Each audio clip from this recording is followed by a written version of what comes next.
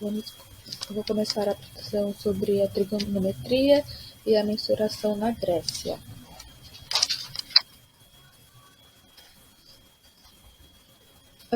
A trigonometria ela é o estudo dos lados do triângulo, mas com conceito de medida de ângulo. Que esse conceito de medida de ângulo se desenvolveu a partir dos gregos. Antes disso, era possível você encontrar algumas menções de algumas fórmulas que chegavam ao que hoje nós conseguimos trabalhar com ângulos da trigonometria, mas ainda não era a trigonometria em si do seu sistema sistemático, da sua forma sistemática que temos hoje.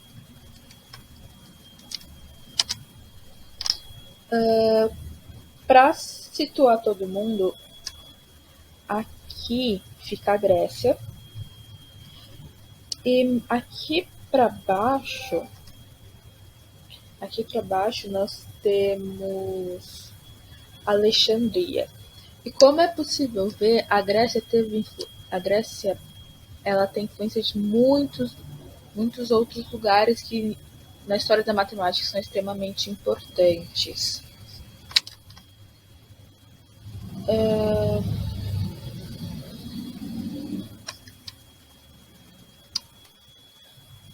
Um desses lugares importantes que teve bastante influência na matemática na Grécia foi Alexandria, que muitos sabem que ela foi um centro muito grande de informações e na área de astronomia.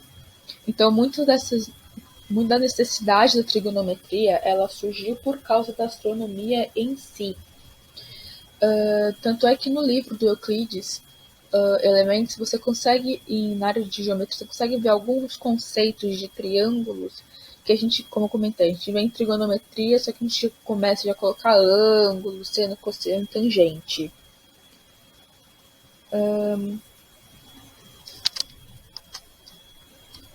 Aqui é só uma foto, como é o livro do Euclides, aqui é uma figura de Alexandria, como era desenhado, e uma imagem clássica da astronomia de como ela foi extremamente influente para o desenvolvimento da trigonometria.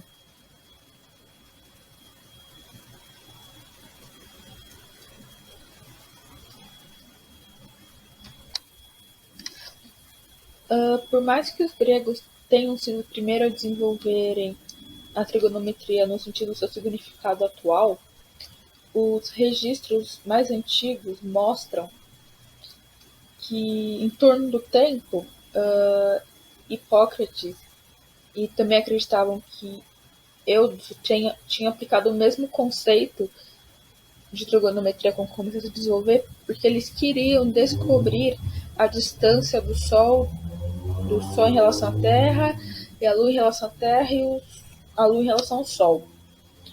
E para descobrir as distâncias relativas, eles perceberam que, como nessa imagem a gente pode ver, eles formam triângulos retângulos com a sua distância, considerando o seu raio aqui, como a gente pode ver nessa imagem.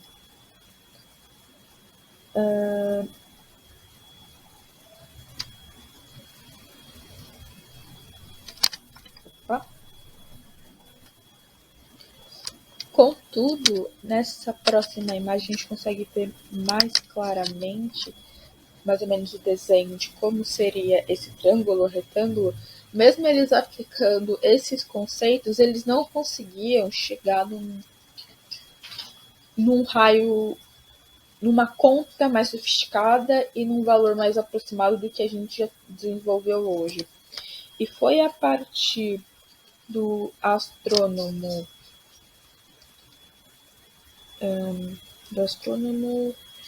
Eratosthenes, que conhecido também como experimento de Aristóteles, que ele conseguiu uma medida mais real. O que ele fez? Aristóteles, ele viajou muito entre Siene e Alexandria. E um dia que ele estava em si ele percebeu, como a gente pode ver aqui, que o Sol, ele, em determinado horário, ele batia em um ângulo, num pedaço, na época foi num monumento, só que aqui a gente está utilizando um pedaço de madeira, e fazia uma sombra que aqui a gente tinha um determinado ângulo.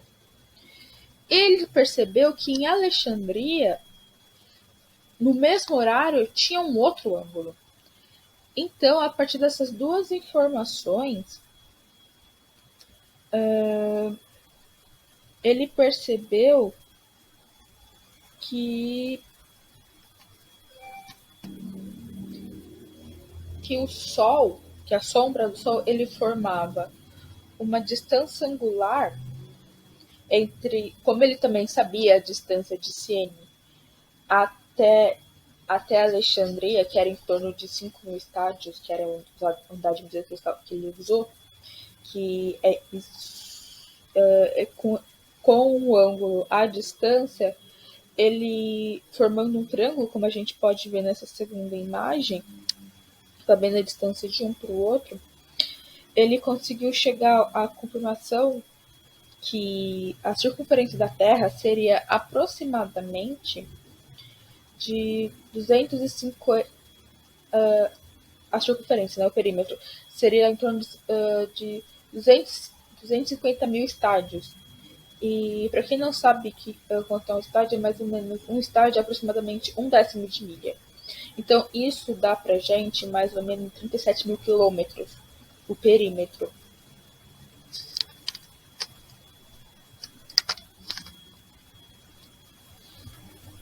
Então, aqui a gente consegue ver a conta que ele fez. Com o tamanho da sombra, mais o tamanho da vareta, ele acabava achando os ângulos entre elas. E a partir daí ele conseguiu calcular o perímetro e daí a gente consegue calcular a forma clássica de raio que a gente usa, porque esse aqui seria o nosso raio, a gente tem o perímetro, a gente temos os ângulos, conseguimos deixar todas as nossas informações. Isso aqui foi mais ou menos como ele fez.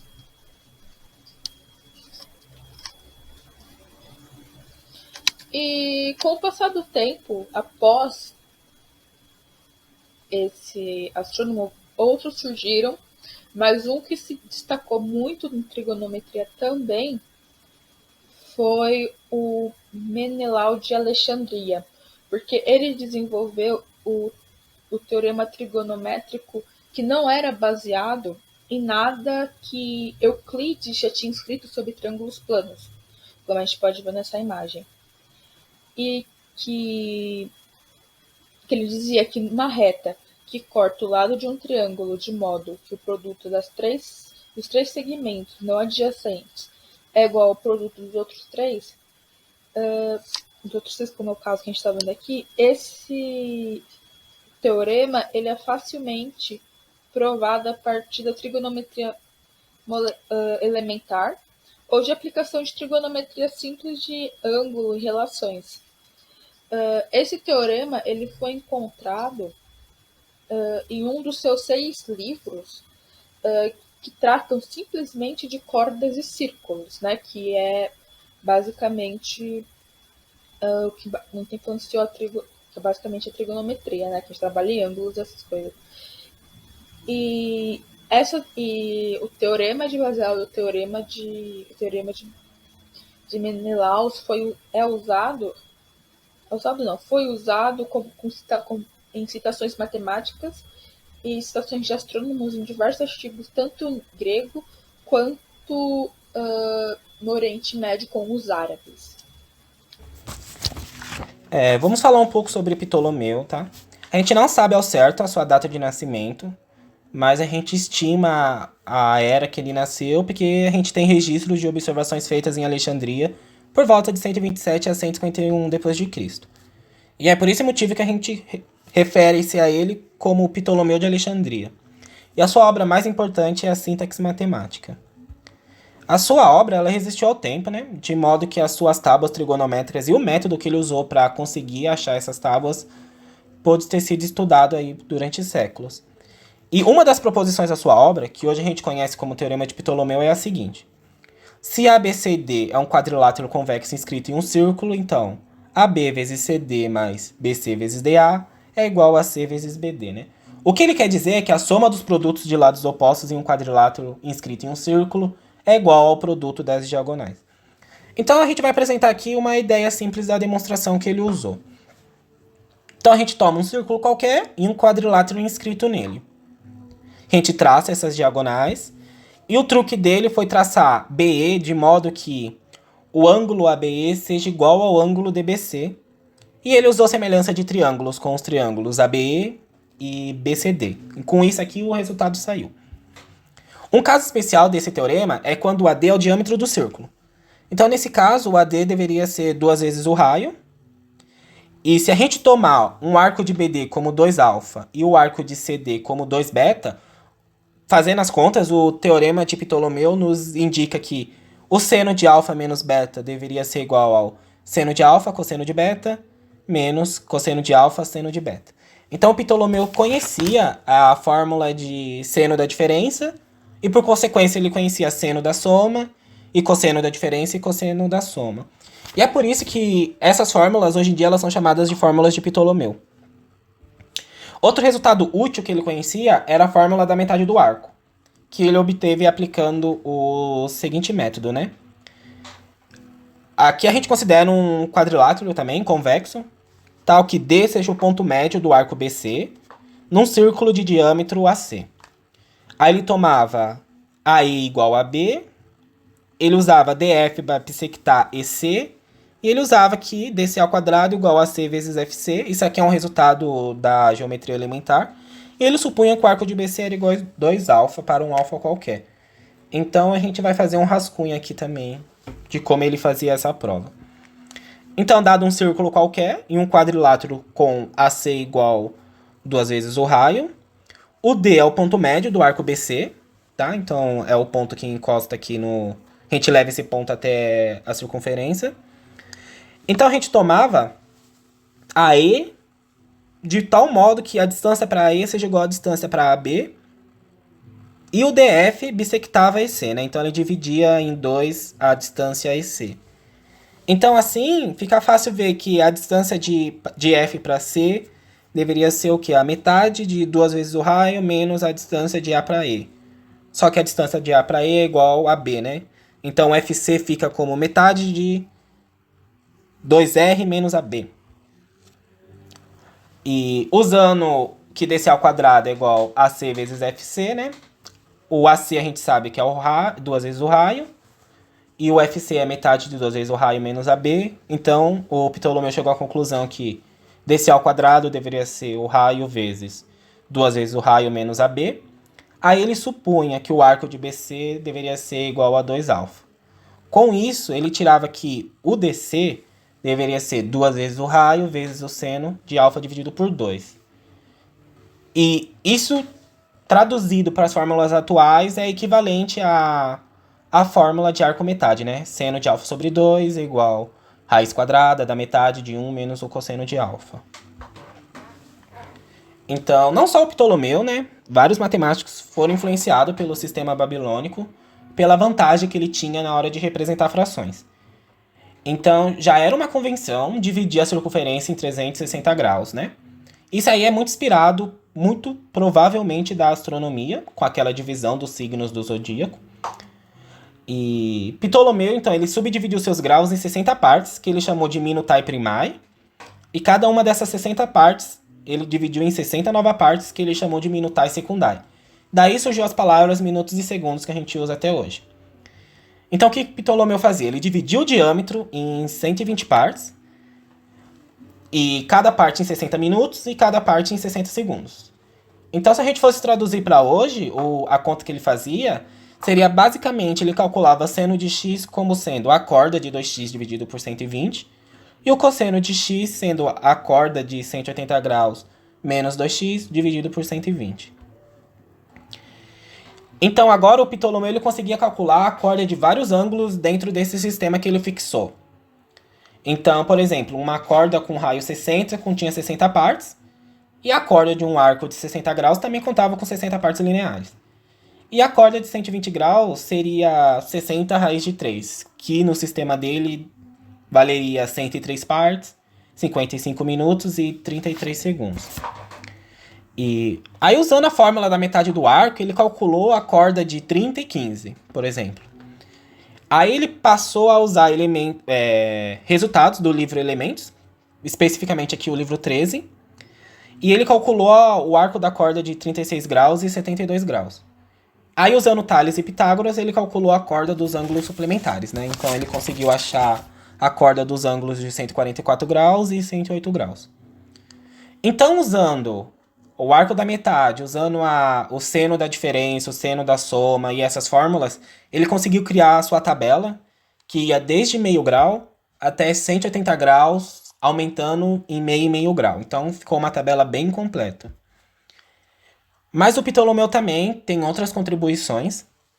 Dentro do livro onde está a tábua trigonométrica dele, que é chamado de Almagesto, que significa o maior, tem o sistema ptolomaico, né? Que é a teoria de Ptolomeu para ciclos e epiciclos para os planetas.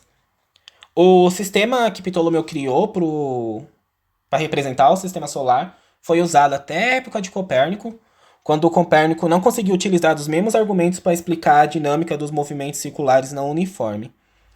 E além do Almagesto, né, o Ptolomeu ele tem outro livro chamado Geografia, onde ele introduziu o sistema de latitude e longitude que a gente usa até hoje. E ele catalogou cerca de 8.000 cidades e rios, o que é algo bem notável para a época dele. Só que o Ptolomeu ele cometeu um erro quando ele usou uma aproximação de 180.000 estádios para o tamanho da Terra, em vez de uma aproximação de 250.000 estádios que foi proposta por Erastótenes. Como ele estimou até o tamanho da Terra de uma maneira errada, ele calculou errada a proporção que a Euroásia ocupava no planeta. E esse erro foi propagado nos mapas dele durante séculos. O que fez, inclusive, que o Colombo acreditasse que a viagem para o oeste, partindo da Europa até a Índia, não fosse tão longa. Ainda bem, né? Porque se não fosse esse erro do Ptolomeu, talvez a América não tivesse sido descoberta pelos povos europeus naquela época, né?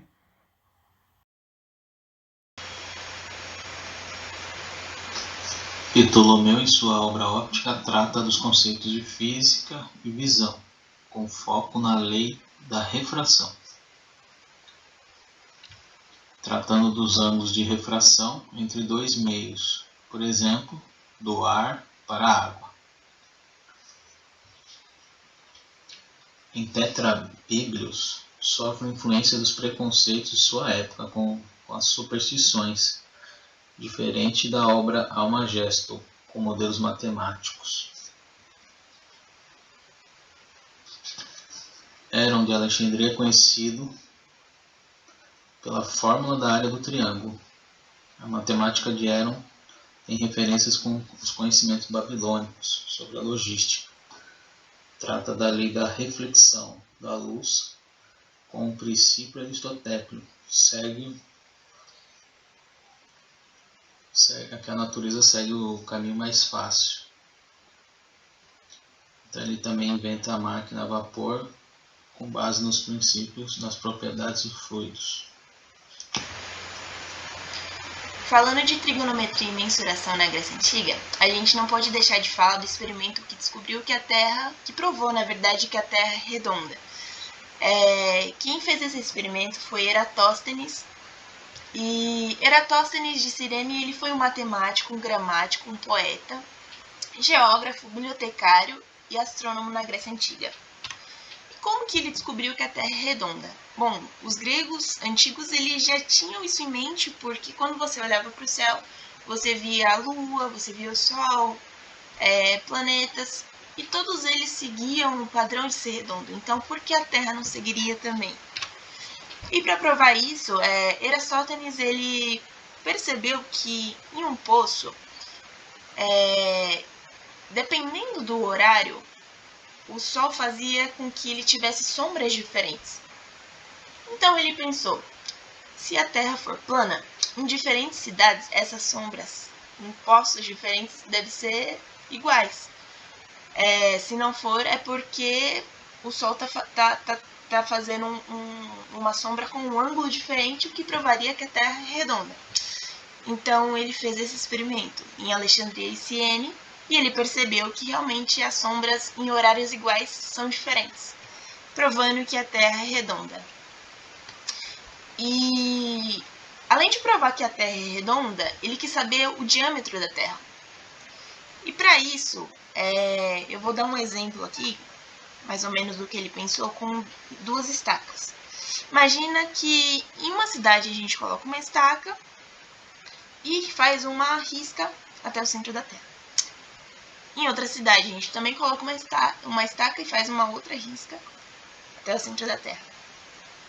Quando elas chegam aqui no centro da Terra, elas se encontram, fazendo alguns ângulos. Aqui a gente faz um ângulo e aqui faz outro. Pensando em geometria básica, quando 2 retas paralelas são riscadas por uma outra reta, elas formam ângulos, e esses ângulos aqui em vermelho, eles se tornam iguais, eles são iguais. Então, a gente leva isso para essas riscas aqui na Terra. Então, 2 retas paralelas são cortadas por uma reta, formam ângulos, e esses ângulos aqui, ó, são iguais. Então, ele descobre que esse ângulo tem 7,2 graus. Portanto, esse ângulo aqui também tem 7,2 graus. Ele também descobre que a distância de uma cidade a outra é 800 km. Então, a gente pode jogar isso aqui numa regra de 3. Se 7,2 graus é igual a 800 km, quantos graus tem a Terra? 360, porque é uma circunferência. Então, 360 seria igual a... Então, assim, ele descobre que 360 graus é igual a 40 mil quilômetros, que é o diâmetro da Terra.